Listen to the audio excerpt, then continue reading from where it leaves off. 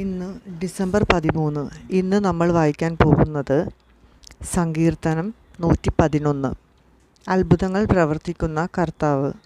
കർത്താവിനെ സ്തുതിക്കുവിൻ, നീതിമാന്മാരുടെ സംഘത്തിലും സഭയിലും പൂർണ്ണ ഹൃദയത്തോടെ ഞാൻ കർത്താവിന് നന്ദി പറയും.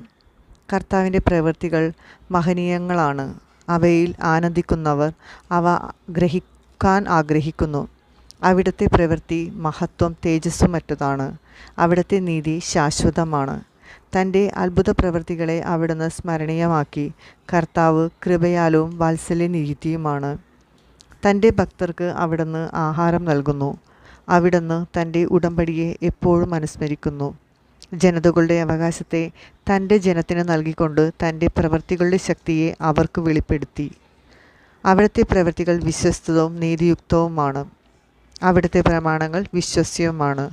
വിശ്വാസത്തോടും പരമാർത്ഥതയോടും കൂടി പാലിക്കപ്പെടുവാൻ അവയെ എന്നേക്കുമായി സ്ഥാപിച്ചിരിക്കുന്നു.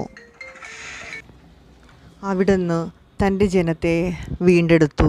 അവിടുന്ന് തൻ്റെ ഉടമ്പടി ശാശ്വതമായി ഉറപ്പിച്ചു. വിശുദ്ധവും ഭീതിദായകവുമാണ് അവിടുത്തെ നാമം. ദൈവഭക്തിയാണ് ജ്ഞാനത്തിൻ്റെ ആരംഭം. അത് പരിശീലിക്കുന്നവർ വിവേകികളാകും. അവിടുന്ന് എന്നേക്കും സ്തുതിക്കപ്പെടും. ദൈവവചനമാണ് നാം കേട്ടത്. നമുക്ക് ദൈവത്തെ സ്തുതിക്കാം.